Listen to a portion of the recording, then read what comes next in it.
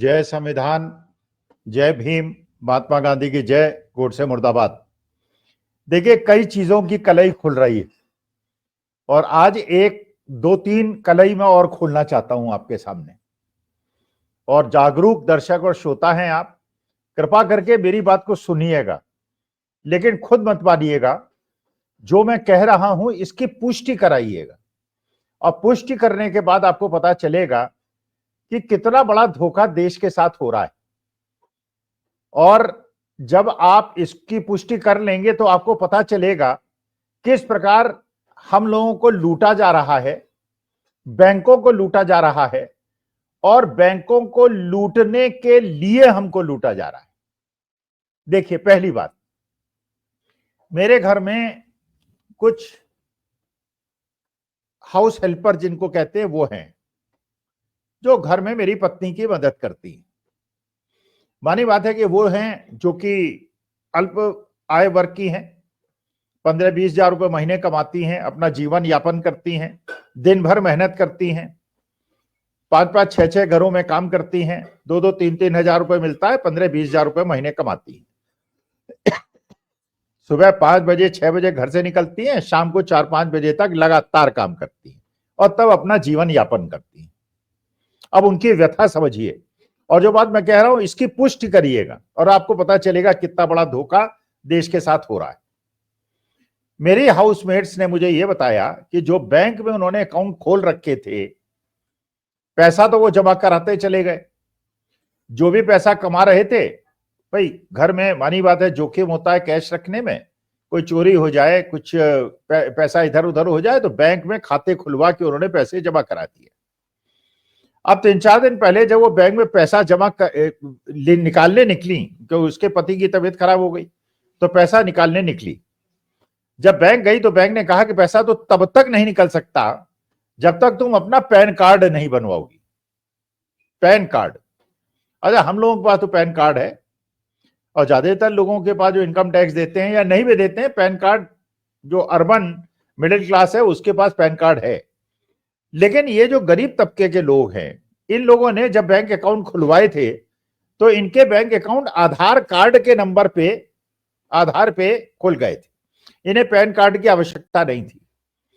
तो आपको जब पता चलेगा कि जो लाखों करोड़ों जन धन अकाउंट खुलवाए गए थे और जो मोदी जी बार बार जिसकी प्रशंसा करते थे कि मैंने इतने जनधन अकाउंट खुलवा दीजिए और कांग्रेस नहीं करा पाई और मैंने पूरे देश में सबके जनधन अकाउंट खुलवा दिए, आज उसकी कलई खुल रही है।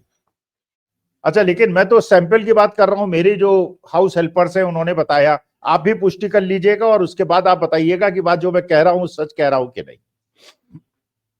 तो मेरी हाउस हेल्प ने कहा कि भाई ठीक है, आप पैन कार्ड बनवा दीजिए। उन्होंने कहा नहीं, पैन कार्ड बनाने के लिए 1,000 रुपए का खर्चा आएगा। इसका मतलब यह है कि हिंदुस्तान में जितने लोगों के भी जनधन अकाउंट खुले हैं और जनधन अकाउंट खुलने के लिए उन्होंने डिटेल्स दी हैं और आधार नंबर दिया है, उसके आधार पर उनके बैंक अकाउंट खुले हैं और उन्होंने कुछ कुछ पैसे भी उसमें जमा करा दिए हैं। अब उस पैसे को निकालने के लिए उनको पैन कार्ड बनवाना होगा और पैन कार्ड बनवाने के लिए 1,000 रुपए का खर्चा देना होगा।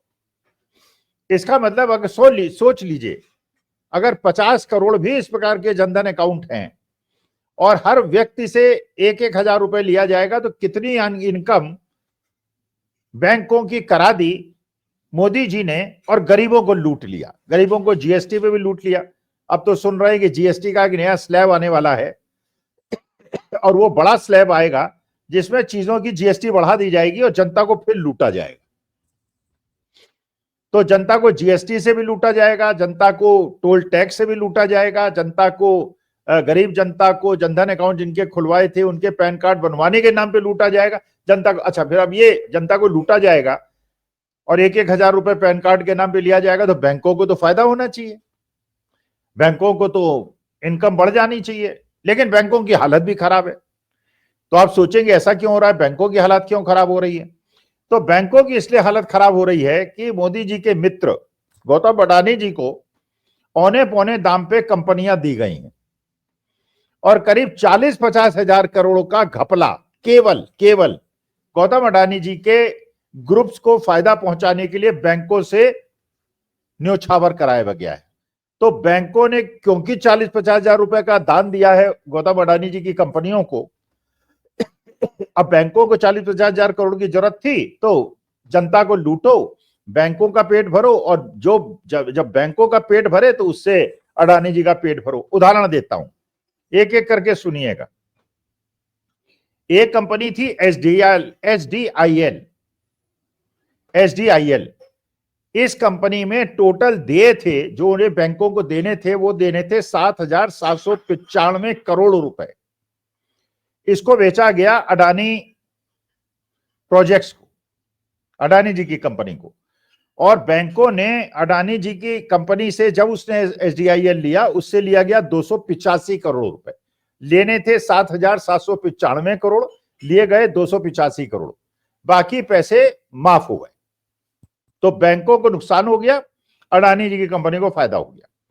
दूसरी कंपनी थी रेडिमा एस्टेट, इसको 1700 करोड़ रुपए देने थे।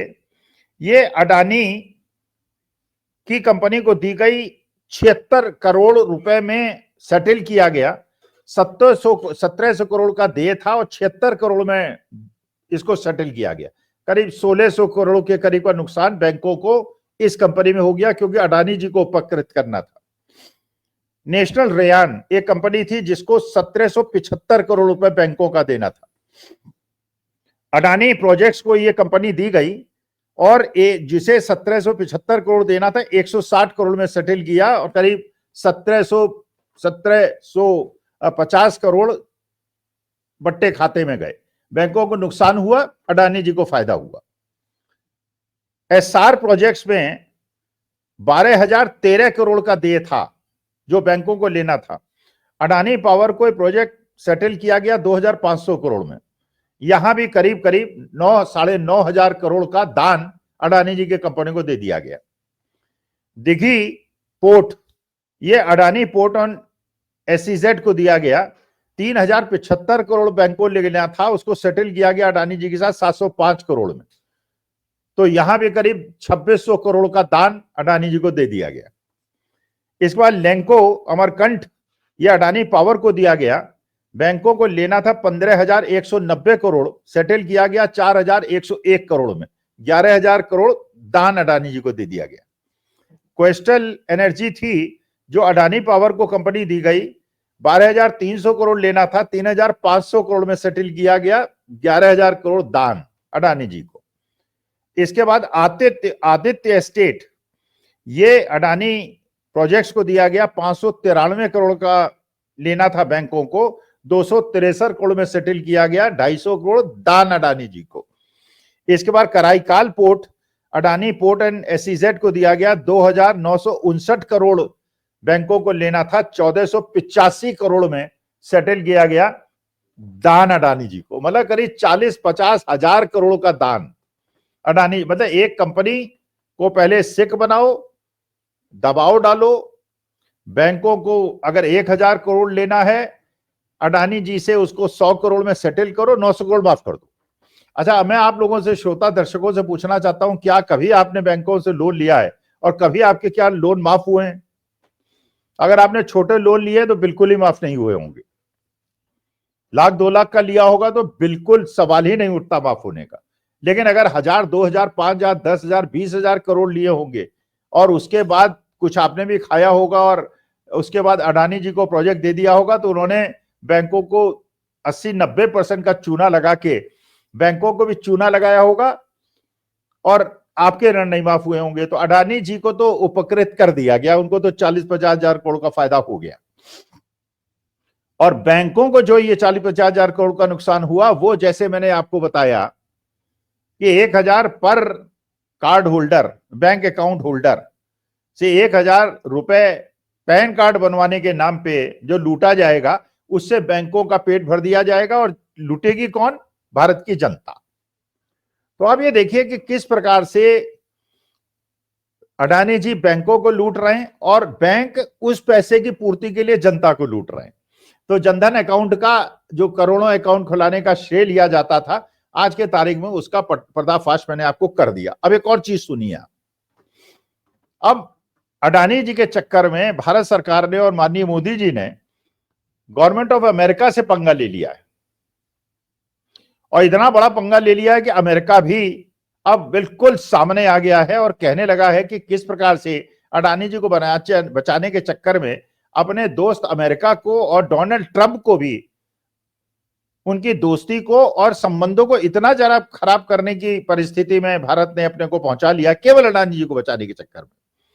जैसा कनाडा से बुरे संबंध है, केन्या से बुरे संबंध है, ऑस्ट्रेलिया से बुरे संबंध है, श्रीलंका से बुरे संबंध है, बांग्लादेश से बुरे संबंध है, चीन और पाकिस्तान से तो है ही। सुधांशु त्रिवेदी जी राज्यसभा में, संबित पात्रा जी, निशिकांत दुबे जी लोकसभा में। एक संबित पात्रा जी ने एक ट्वीट कर दिया, उन्होंने कह दिया कि साहब वो डीप स्टेट है अमेरिका के अंदर, और वो डीप स्टेट जो है भारत के खिलाफ षड्यंत्र कर रहा है। डीप स्टेट क्या होता है कि भाई एक तो गवर्नमेंट ऑफ अमेरिका है, और गवर्नमेंट ऑफ अमेरिका में आज बाइडेन प्रेसिडेंट हैं, कल डोनाल्ड ट्रंप हो जाएंगे, लेकिन ये तो मुखौटा है। असल में जो गवर्नमेंट यूएसए में सीआईए के माध्यम से एक षड्यंत्र चलते रहते हैं। तो एक प्रकार से भारतीय जनता पार्टी के बड़े बड़े नेताओं ने अमेरिका को षड्यंत्रकारी बता दिया। अभी तो कनाडा को षड्यंत्रकारी बता रहे थे, बांग्लादेश को बता रहे थे, श्रीलंका को बता रहे थे, ऑस्ट्रेलिया को बता रहे थे, बाकी सबको बता रहे थे, अमेरिका को भी षड्यंत्रकारी बता दिया। और क्यों बता दिया? कहने लगे साहब ये जॉर्ज सोरोस का पैसा है, और ये जो एक ऑर्गेनाइजेशन होती है जिसका नाम है OCCRP, organise crime and corruption reporting project, इसने जो ये रहस्योद्घाटन किए हैं उसमें क्योंकि जॉर्ज सोरोस का इंटरेस्ट है, और जॉर्ज सोरोस जो है वो भारत के खिलाफ षड्यंत्र कर रहा है, इसलिए अमेरिका एक डीप स्टेट की तरह हमारे खिलाफ साजिश रच रहा है। तो अमेरिका ने इसका बड़ा मुड़तोड़ जवाब दिया। उन्होंने कहा भाई हमारे यहाँ तो फ्री प्रेस है, आपकी तरह तो स्थिति है नहीं कि प्रेस फ्रीडम में अगर आप देखेंगे तो हिंदुस्तान की स्थिति आज पूरे वर्ल्ड में सबसे बुरी है, क्योंकि हमारे यहाँ ना प्रेस कॉन्फ्रेंस मोदी जी करते हैं, ना किसी की बात सुनते हैं, केवल मन की बात करते हैं। तो हमारे यहाँ तो प्रेस, लेकिन अमेरिका ने कहा भाई हमारे यहाँ तो प्रेस फ्रीडम है, हम तो अपने जो प्रेस है उसको बोलने का पूरा मौका देते हैं, और हमारे यहाँ जो अमेरिकन हैं और अमेरिका जो है वो प्रेस को इस प्रकार से एड भी करती है और कहती है आप खुलेआम बात करें। अगर वो गलत बात कह रही है, अगर इस प्रकार से, अगर जॉर्ज सोरोस है या अमेरिका है या कोई भी है, अगर वो अडानी जी पे इसलिए षड्यंत्र कर रहा है, या ऑस्ट्रेलिया षड्यंत्र कर रहा है जहां पे कोयले की खदानों पे आंदोलन चल रहा है, इजराइल के अंदर अगर वहां पे आंदोलन चल रहा है, श्रीलंका के अंदर आंदोलन चला, बांग्लादेश के अंदर, अगर ये सारे देश डीप स्टेट्स है और ये भारत के खिलाफ षड्यंत्र कर रहे हैं, तो भारत का डंका आखिर कहां बोल रहा है? और अगर ये लोग षड्यंत्र कर रहे हैं तो भारत सरकार के पास एक बहुत अच्छा विकल्प है, अडानी जी के खिलाफ ईडी सीबीआई एक इंक्वायरी बिठाएं और सारी इंक्वायरी में सारे आरोपों की जांच करा ले, उसकी पुष्टि कर दे कि अडानी जी धोखेबाज नहीं है, उन्होंने कोई गड़बड़ी नहीं की है, और सबके मुंह पर चिपका दें वो सफाई, और उनसे भी कहें कि आइए आप भी जांच कीजिए, आइए पूछिए, हम जवाब देते हैं, आप भी दीजिए। अडानी जी तो बिल्कुल पाक दामन साफ है, उनसे ज्यादा ईमानदार आदमी तो कोई है ही नहीं। उन्होंने तो भारतवर्ष के अंदर भी किसी को घूस नहीं दी है, उन्होंने तो ईमानदारी से अपने प्रोजेक्ट को आगे बढ़ाया है। हम भी जांच करते हैं, आप भी जांच कीजिए, लेकिन खुद तो जांच कर नहीं रही भारत सरकार, सेबी कर नहीं रही, ईडी कर नहीं रही, सीबीआई कर नहीं रही, और विदेशी अगर जांच करते हैं, जांच करने की बात करते हैं तो उनको डीप स्टेट बता के आप बदनाम करते हैं। तो पूरे विश्व से अगर मोदी जी ने, भारत सरकार ने पंगा केवल इसलिए ले लिया है कि अडानी जी बहुत महत्वपूर्ण हो गए हैं देश के लिए, तो हमारे लिए तो अडानी जी उस प्रकार के पूंजीपति हैं जैसे टाटा है, बिरला है, अंबानी है, किर्लोस्कर है, बाकी लोग हैं, वैसे ही अडानी जी हैं। तो अडानी जी के पास ये स्पेशल पावर कैसे आ गई? ये भारत सरकार अडानी जी के खिलाफ प्रश्न पूछने वालों को भारत के खिलाफ षड्यंत्र बांध रही है। तो आप ये देखिए किस प्रकार से बैंकों को अडानी जी की कंपनियां लूट रही हैं, बैंकों की प्रतिपूर्ति करने के लिए भारत की जनता को बैंक लूट रहे हैं, और किस प्रकार से अडानी जी के लिए भारत सरकार पूरे विश्व से पंगा ले रही है, और एक प्रकार से अडानी जी को भारत का प्रतिरूप बना लिया है मोदी जी ने। और ये बड़ी अच्छी बात है, शरद पवार और राहुल गांधी उस गांव में जा रहे हैं जिसने बैलेट पेपर से चुनाव कराने की बात की थी महाराष्ट्र के अंदर, और ये कहा था कि अगर हम लोग चाहते हैं कि एक ओपन बैलेट पेपर से चुनाव हो और इस बात की पुष्टि हो कि ईवीएम में बेईमानी हो रही है क्या, ये भी अच्छी बात है कि महाराष्ट्र के अंदर उद्धव ठाकरे और शरद पवार के लोगों ने कहा है कि हम शपथ नहीं लेंगे। आप देख रहे हैं कि पंजाब के किसानों को किस प्रकार से 101 किसानों को दिल्ली में आने से रोका जा रहा है और किस प्रकार से वहां पे उनको प्रताड़ित किया जा रहा है। तो इसका मतलब यह है कि अडानी जी को बचाने के लिए भारत सरकार किसानों पे भी अत्याचार कर रही है, बिहार के अंदर जो स्टूडेंट्स हैं उन पे भी अत्याचार कर रही है, लोकतंत्र की भी हत्या हो रही है। तो अगर भैया जांच करा लीजिए, ईडी सीबीआई से इंट्रोगेशन करा लीजिए, अडानी जी का सारा पर्दाफाश कर दीजिए और अमेरिका के मुंह पे एक तमाचा मार दीजिए। लेकिन आप जो कहते थे कि पूरे विश्व में हमारा डंका बोल रहा है, अब आप कहते हैं पूरा विश्व हमारे षड्यंत्र कर रहा है। वैसे सिजोफ्रेनिया एक बीमारी होती है, साइकेट्रिस्ट से अगर आप बात करेंगे, जिसमें आपको लगता है, कभी आपको लगता है कि आप दुनिया के विश्व गुरु हो गए और कभी आपको लगता है विश्व आपके खिलाफ षड्यंत्र कर रहा है। तो ये गंभीर बीमारी है, मानसिक बीमारी है और किसी योग्य चिकित्सक से मिलकर इसकी चिकित्सा करा लेना उन लोगों के लिए बहुत ज्यादा आवश्यक है जो स्थिति की वास्तविकता को नहीं समझ रहे। नमस्कार, धन्यवाद और प्रणाम।